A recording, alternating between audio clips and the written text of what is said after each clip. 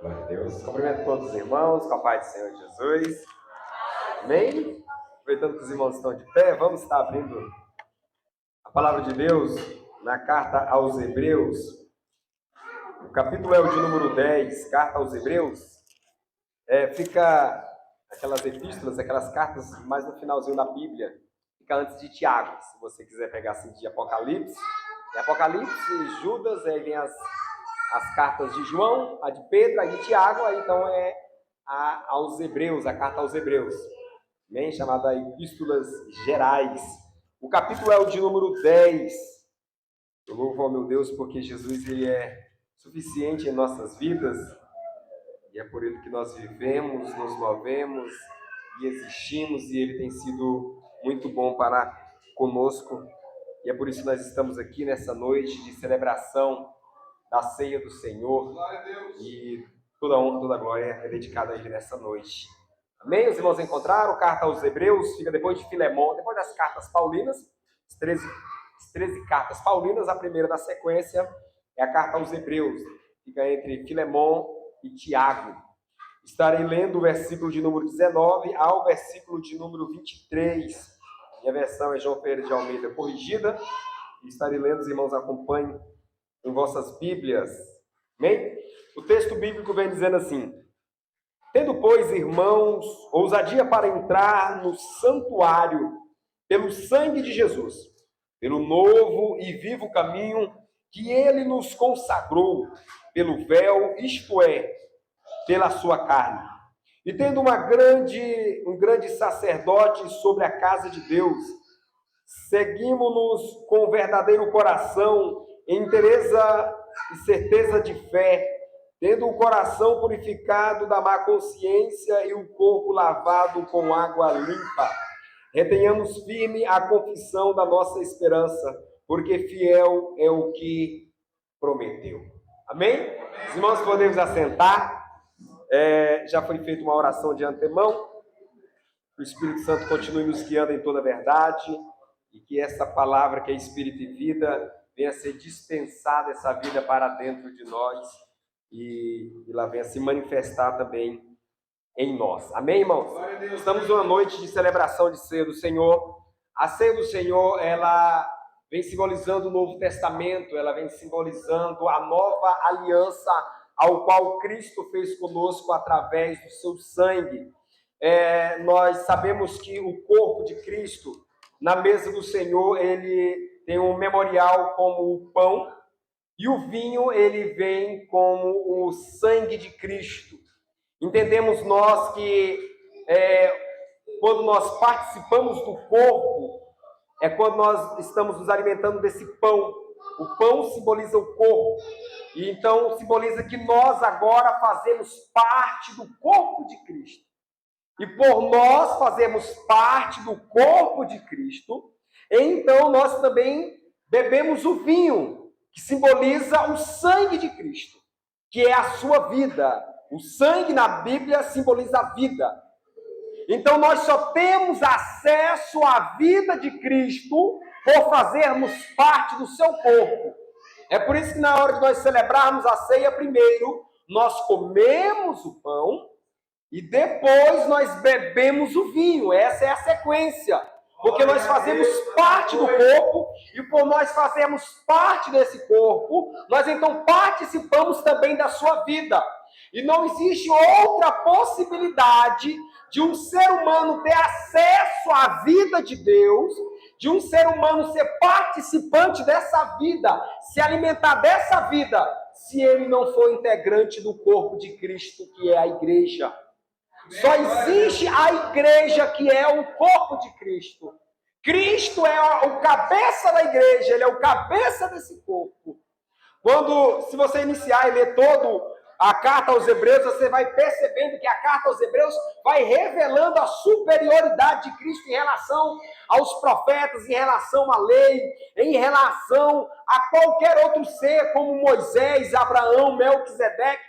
Cristo é superior a todos eles, porque todos eles apenas anunciavam a Cristo Jesus, como diz o capítulo 10 e versículo 1, porque tendo a lei a sombra dos bens futuros, mas não a imagem exata das coisas, e nunca pelo mesmo sacrifício que continuamente oferecia cada ano, podem aperfeiçoar aquele que eles se chegam. Ou seja, no Antigo Testamento, na Antiga Aliança, o que acontecia?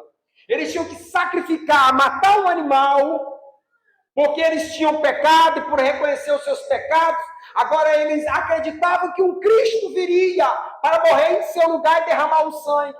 Por que eles tinham que fazer este ato? Porque Deus, ao formar o homem na terra, agora ele planta um jardim no Éden. Aquele Éden, aquele jardim, simbolizava ali um tabernáculo virado para o Oriente. E então Deus pega o homem que tinha formado e coloca nesse jardim. E colocando Deus agora o homem naquele jardim, aquele ecossistema de vida expressava a vida de Deus nessa terra. E esse homem agora se alimentava daquilo que o próprio Deus tinha plantado e feito brotar. Ou seja, ele alimentava de maneira exclusiva daquilo que vinha de Deus. Contudo, este homem desobedece a alerta que Deus tinha dado no capítulo 2, versículo 17 do livro do Gênesis, que não era para ele comer do fruto do conhecimento do bem e do mal, porque no dia que dele comer, certamente ele morreria. Deus não estava ali apenas proibindo o homem, Deus estava o alertando, Deus estava resguardando, Deus estava protegendo o homem. Esse homem agora ele come do fruto do conhecimento do bem e do mal, e agora, dentro da sua tricotomia, começa a ser gerada a morte dentro dele.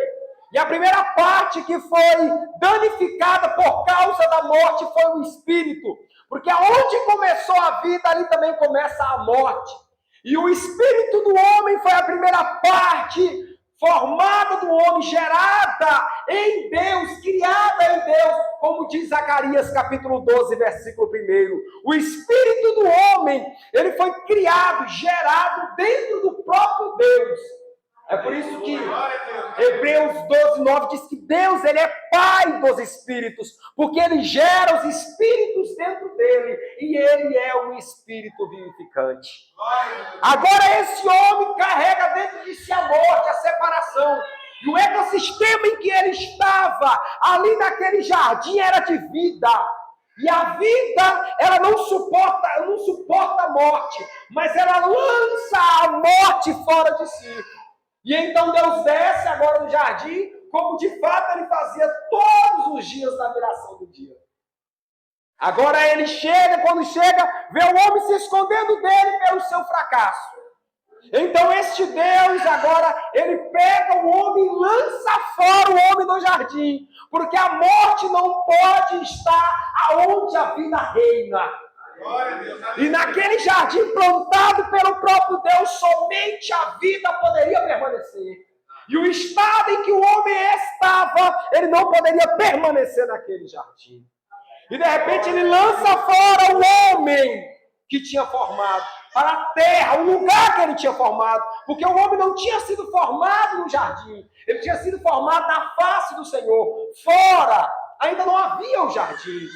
E aí então o versículo 24 do capítulo 3 do livro do Gênesis diz que Deus então coloca querubins ao oriente do Éden, porque o oriente ali era a porta que dava acesso ao jardim. Então Deus coloca querubins, ou seja, eram seres angelicais alados, agora para guardar a entrada do jardim, e uma espada inflamada que rodeava a árvore da vida, para que o homem não pudesse acessá-la. Então, o caminho ao qual conduzia a vida, ao qual Deus deu para o homem, esse caminho está bloqueado. Para o homem agora acessar novamente, ele precisava estar puro, ele precisava estar de maneira íntegra, e ele precisava vencer aquela espada que era simbolizada pela lei.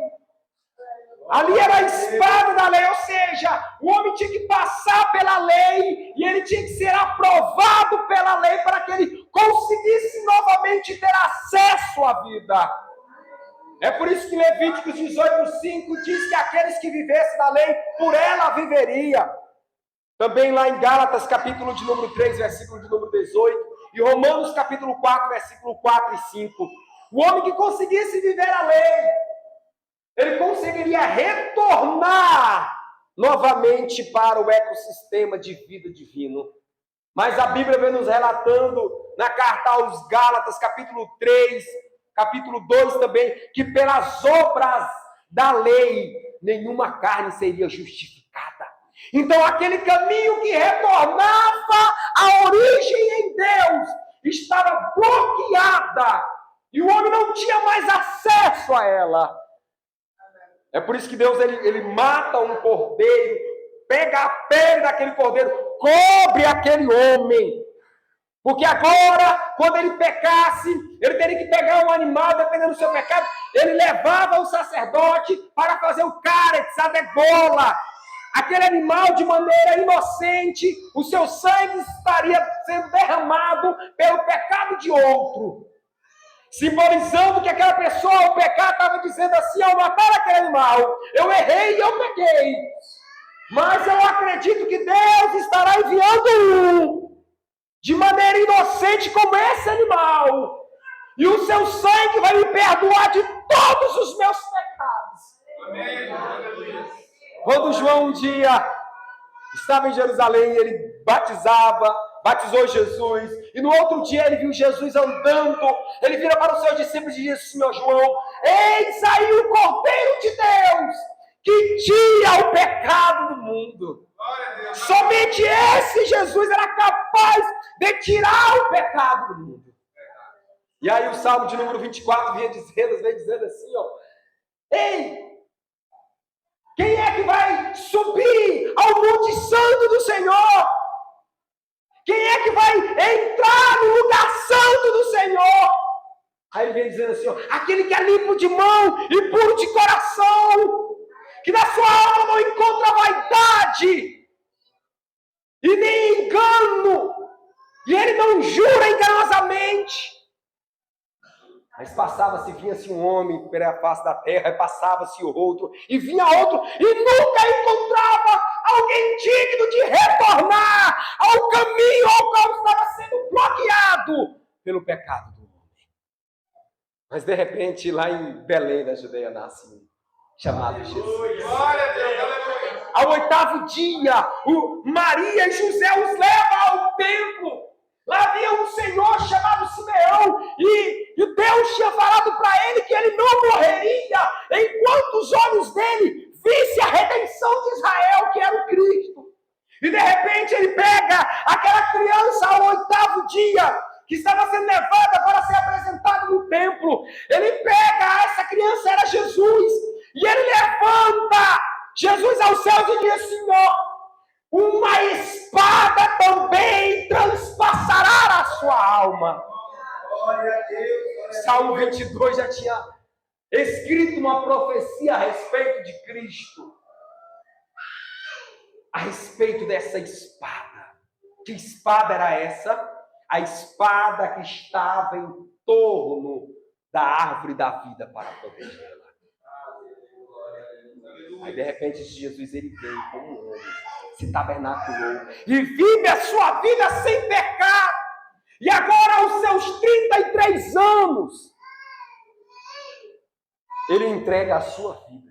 Porque ele diz assim, ó: ninguém tira a minha vida, eu a mas dou. Então agora Jesus, através da cruz do Calvário, ele está entregando a sua vida para pagar o preço da redenção. E o texto que nós lemos, que é o versículo de número 20, diz assim, ó: e pelo novo e vivo caminho que ele consagrou pelo véu, isto é, pela sua carne, pelo seu corpo, ou seja, agora pelo corpo de Cristo, nós temos um novo e vivo caminho para penetrar no Santíssimo Lugar, retornar à nossa origem em Deus, ter acesso à vida eterna através de Cristo Jesus. Porque o homem não conseguia. acessar a Deus pelas suas obras. Agora, nós temos um cenário de um Cristo crucificado. Quando esse Cristo está crucificado, que ele morre, o seu corpo físico, claro, ele como Deus não morre, mas o seu corpo físico ali morre, e a sua alma, que é coeterna, sai daquele corpo físico limitado. Agora ele vai batalhar, ele vai agora tirar a chave da mão da morte do inferno. Agora ele vai pegar todo o poder e a autoridade, e ele vai retornar pelo caminho ao qual Adão tinha deixado pelo pecado. Glória a Deus. E aí ele vai nas partes mais baixas da terra, não estudamos isso sexta-feira, nas regiões mais baixas, e ele resgata aqueles que estão no seio de Abraão, que tinha fé nele. E ele batalha e toma a chave. E agora ele vai retornar pelo caminho. E de repente Isaías 63 vai falar que aqueles querubins que estão lá na porta do Oriente, do Éden, eles olham e de repente eles veem Jesus. Aí então eles perguntam assim: quem é esse que vem de Edom, lá de Borá, com as roupas tintas, ou seja, de escarlata, manchadas de sangue? Aí ele diz: veja como ele é poderoso no seu andar, veja como ele é justo. Jesus Cristo retornando. Glória a Deus, aleluia. Porque até então nenhum homem tinha feito percurso para entrar no jardim novamente. Quando Caim mata Abel, e Deus coloca uma marca nele para ninguém matar, Caim até tenta. Caim sai ali da presença do Senhor e vai habitar lá no oriente do Éden, lá na porta do Éden. Mas ele não pode entrar, porque a porta estava fechada. Mas Jesus Cristo agora vem, com a sua veste salpicada de sangue, porque ele conseguiu vencer. Glória a Deus. E agora ele entra no momento em que ele acessa essa espada flamejante, agora atinge a sua alma, ou seja, essa espada vai examinar se de fato ele está apto para entrar naquele ecossistema de vida espiritual novamente. E de repente essa espada transpassa, entra na sua alma. É a mesma espada de Apocalipse, capítulo de número 19, que ele vai retornar lá no final da grande tribulação. E é com essa espada é que ele vai lutar e vai vencer a guerra do Armagedon. Glória a Deus, aleluia. Com a fina espada de 2 gumes que vai sair da sua boca, que é a palavra de Deus, a palavra da lei, que quando ele falar, ele pronunciar essa palavra que traz vida para uns e vai trazer destruição para os outros. E depois que esse Cristo, ele consegue então entrar no jardim, a morte não conseguiu deter. Então pega-se ele e leva agora aos portais eternos para ele acessar o terceiro céu. Nós estudamos isso sexta-feira. Quem estava sexta-feira sabe que é o terceiro céu. E de repente os anjos que agora estão levando ele para acessar o Monte Santo, porque o salmista 24 perguntou: quem é que vai subir no Monte Santo, no Monte de Deus? Quem é que vai entrar no santo lugar? E aí, de repente, os anjos que estão acompanhando a Cristo gritam para os anjos que estão lá nos portais eternos: levantai, ó porta, as vossas cabeças, porque entrará o Rei da Glória. Aí, de repente, os anjos que estão lá no terceiro céu, nos portais celestiais, vendo o homem vai entrar, e nunca o homem tinha entrado no Monte Santo. Aí os anjos que estão lá em cima perguntam: mas quem é este Rei da Glória? Aí os anjos que estão com Cristo, eles gritam: o Senhor poderoso na guerra, Ele é o Rei da Glória. Aí eles clamam novamente dizendo: levantai, ó portais eternos, porque entrará o Rei da Glória. Aí os anjos que ficam lá nas entradas dos portais eternos do terceiro céu, eles olham e vê o ancião de dia, o Pai assentado no trono, e olha para aquele homem e pergunta: quem é esse Rei da Glória?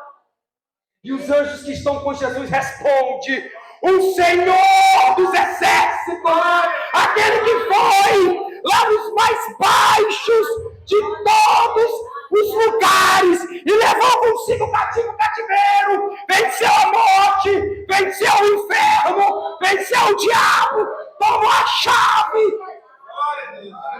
Ele é o Rei da Glória. Ele é o Rei da Glória. O caminho que estava fechado para o homem, Jesus Cristo entra. E ele não vai fazer o homem entrar pelo mesmo caminho. Não, ele não vai fazer.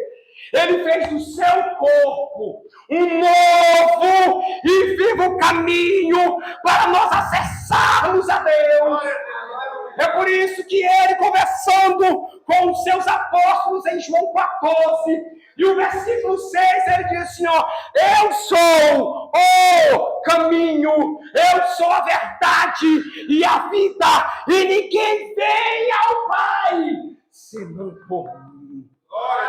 Se não for crente, se não fazer parte do corpo de Cristo, irmão, está condenado. Só existe um único e vivo caminho que nos traz novamente ao direito, à imagem, semelhança ao colo do Papai do céu.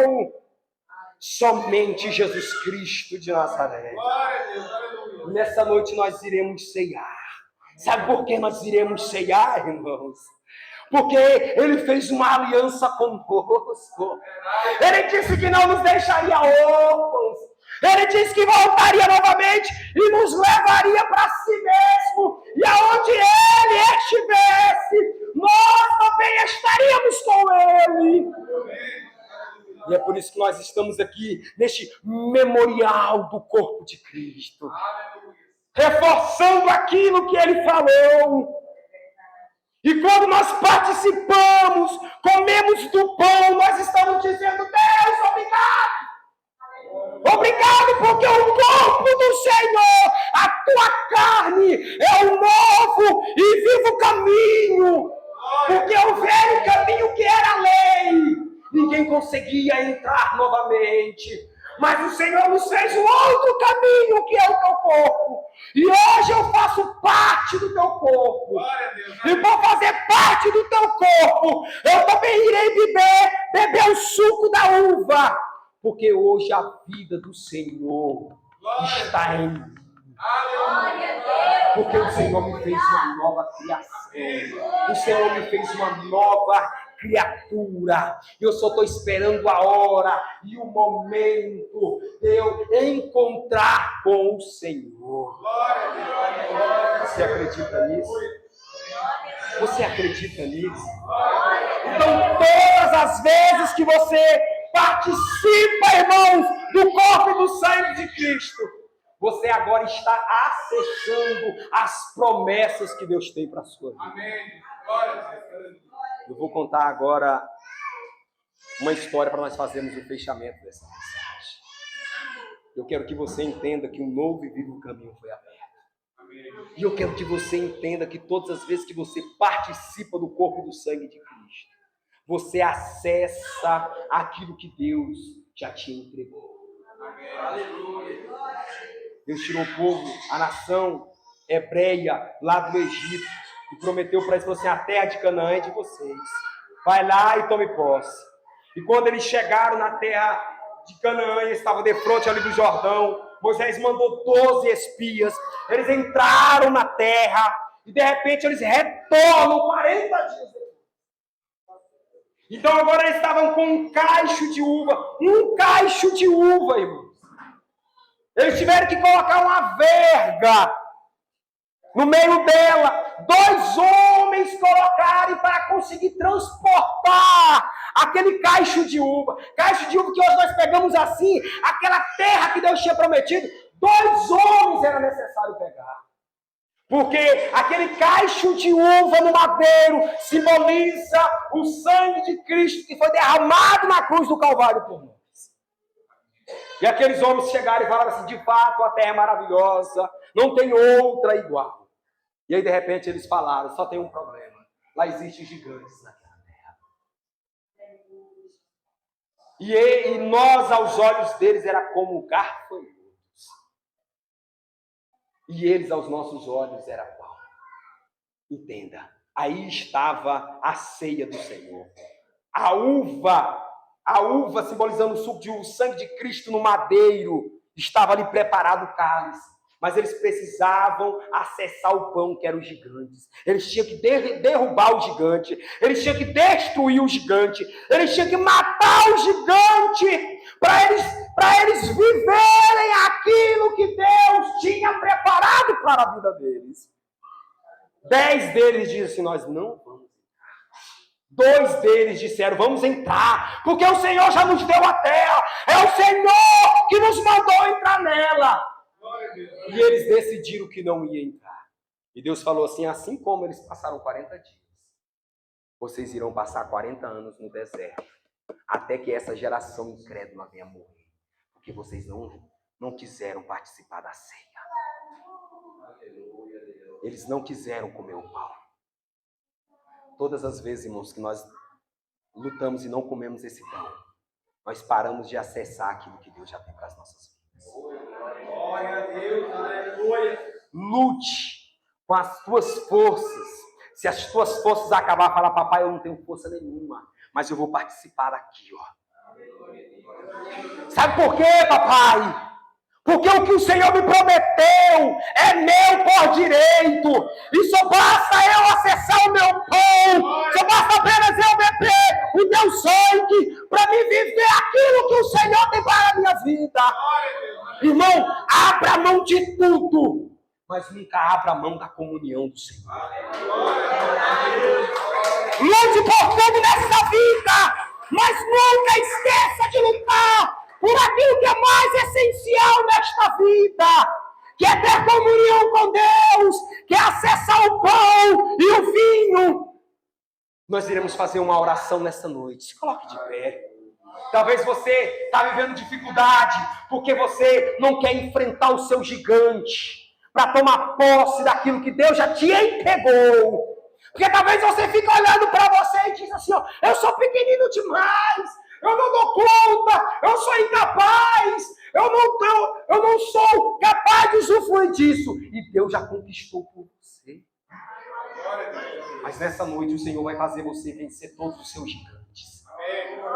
Nessa noite o Senhor vai fazer você lançar fora daquilo que Deus te prometeu, todos os seus temores, todos os seus vícios, tudo aquilo que quer impedir você, a intimidez, talvez o bloqueio que você tem no teu passado. Mas se eu for fazer de novo, talvez eu não consigo, talvez eu vou falhar. Mas eu quero te dizer, o Deus que venceu na cruz do Calvário, Ele nunca falhou e nem vai falhar. Você tem que olhar para Ele, Jesus, o autor e consumador da nossa fé. E nós iremos fazer uma oração nessa noite.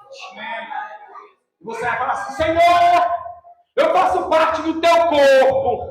Senhor, o Senhor, através do teu corpo, fez um novo e vivo caminho.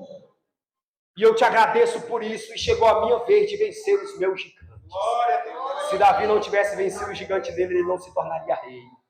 Se José não tivesse vencido o gigante dele, ele não teria se tornado governador do Egito. Deus tem coisas preciosas e grandes para você.